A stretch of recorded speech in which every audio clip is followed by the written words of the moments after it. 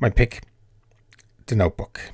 Yes, I said it, The Notebook. Now, to say I was surprised would be an understatement. This was on my list, by the way, of films I hadn't seen.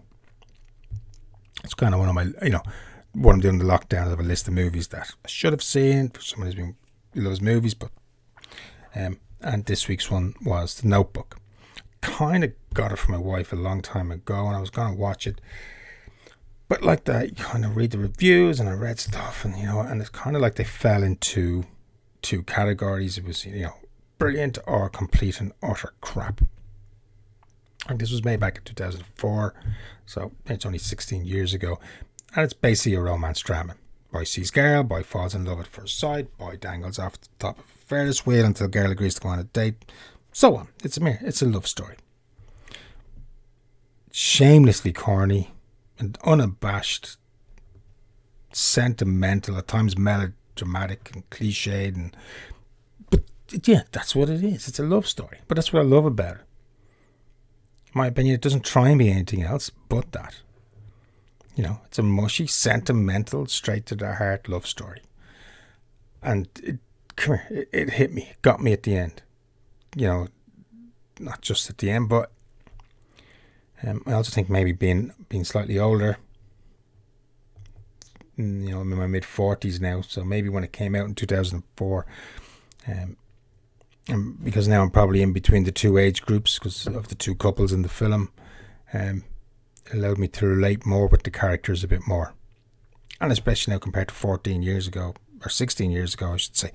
I know I have 3 kids and daughters of my own, so again, I can relate a little bit more, like I said, than if I'd seen this film earlier in life.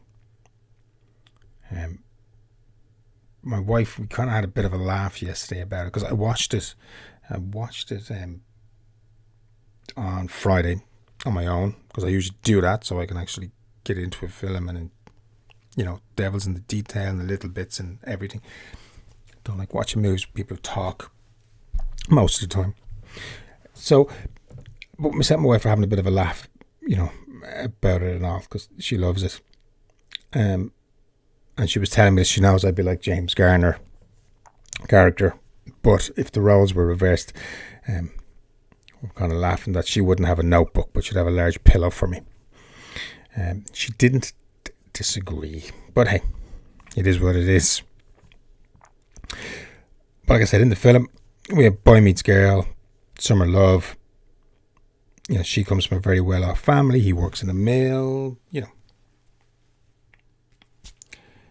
But the main she feels herself. She feels more with him than with anyone else, and so on, so on. Like I said, I'm not going to, it is what, like I said, it's straightforward, but done, in my opinion, though shamelessly corny, as I said before. It's brilliant. The only issue I had, because I do have it on DVD, was the best romance since Titanic. Now, I fucking hated Titanic. And the funny thing is, I watched the second half of it. I walked in and watched the second half of it today with my wife, and my daughter's 14. And if you ask her about Titanic, the first thing she'll say, what she says, she just laughs and just goes, the two of them could have fitted on the door. Yeah, totally agree with her. Didn't like the film, even though I'm a Kate Winslet fan and a Leo fan, obviously a Billy Zane fan, who couldn't be. Just didn't like the movie, so I've actually sellotaped over that bit on the DVD since I've watched the film, because I do like the film so much. Notebook, that is. So like I said, in the film, but the film is basically also it's an elderly man played by James Garner, and he's reading the couple story to an old woman who has dementia, and it's in a nursing home. Can't remember the woman's name, but I think it was the director's mother. But it's actually it's the two of them that really bring it home, really pulls the heartstrings. Basically, open the tear ducts, got me going at the end. And even though this movie is not a true story, even though it's the writer says it was based. The idea was based on, I think, his ex-wife's grandparents, maybe. I'm not sure. Nicholas Sparks, the guy who wrote it. It still is fiction. And And that's the thing I like saying about like these films. They're not real. They're fiction. And so this allows us to dream of things, of working out and being right, and hope. It brings us hope and love, and that's what these films are for. And to me, for me personally, that's all they are for. It's just a bit of emotion, a bit of love, a bit of hope. But we also know, hey, in the real world, it's not always the case. Stories like this are, they're the exception to the rule, because life gets in the way. Life is more complicated. But it doesn't mean they don't have a place. It doesn't mean we don't need these stories. We do. And I see some of the stuff written about it, and a lot of it was, not a lot of it, but some of it was about, well, in real life she wouldn't do this and she would have done that. And I says, who gives a fuck? Just enjoy the story for what it is and, what it's trying to do. And so those people, as I said before, don't be listening to those people. So I'd recommend get into it. Not for everybody, but if you do get into it, it's great. Another thing that kind of came true to me that I noticed kind of the second time I watched it, and it was one of the things my wife was having my wife talking about today about lockdown, is that during this lockdown, as I said, we've time to think.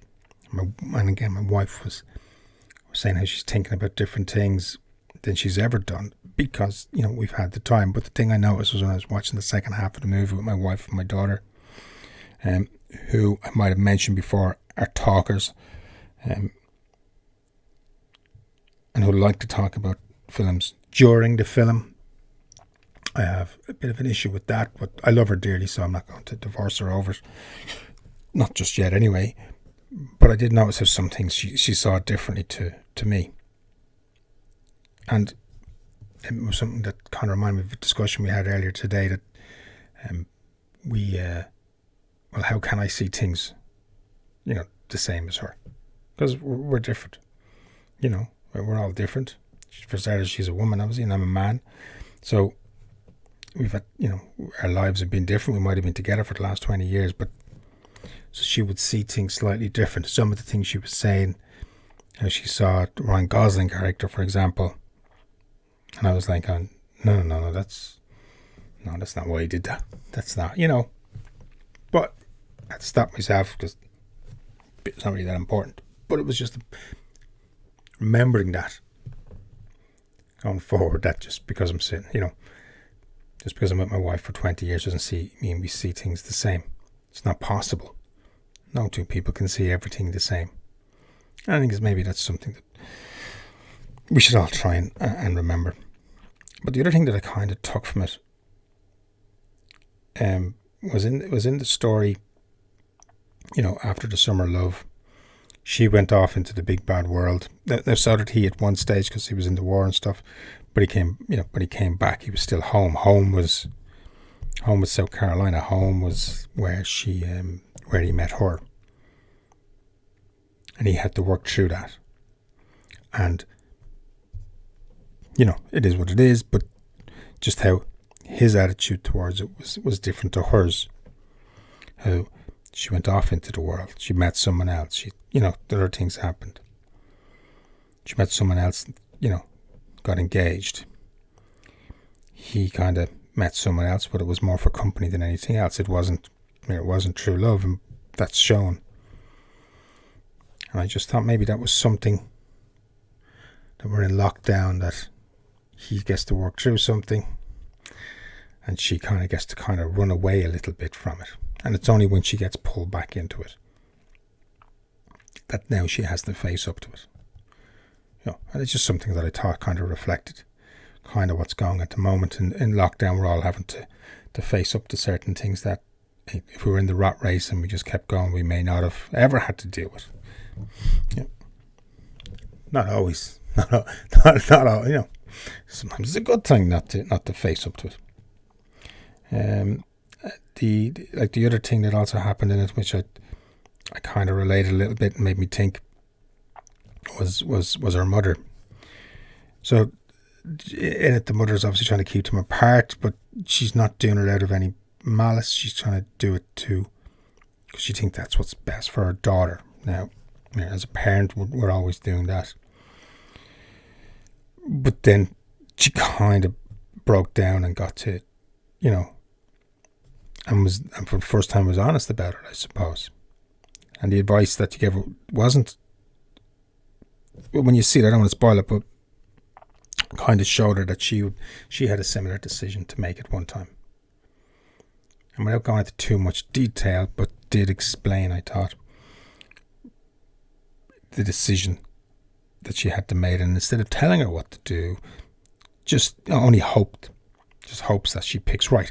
Which, as a parent, that's all we can do. We can just hope that our kids, are able to make the right decisions, and they do make the right decisions. So much, as much as we want them, we ourselves, and that kind of thing. I'll be honest, man, that kind of keeps me awake at time anyway. It keeps me awake. How do I teach my kids the ability to make the right decisions? Especially, I suppose, like the mother, I haven't always made the right decisions. I mean, I'm not going to lie, with my wife I have, but most of the other decisions I think I'm not so sure. And then again, how do we define or even know which ones are right or wrong? Because we don't know what it's going to lead on to. So, yeah, hopefully I got the big ones right, but we don't know. And that's it. The thing is, we don't know. We can't know. And I suppose all we can do is what we think is best, I guess. Well, I mean, that's what I kind of took out of that. Like I said, we have these movies to transport ourselves, I suppose, into a dimension where we can just take a break, and maybe we can know that these things, this is how they turn out, and maybe we can take something from that, or maybe we shouldn't. I don't know. Like I said, I would recommend it. It's a beautiful movie. Not for everybody, as no film is, but I would recommend it very, very highly.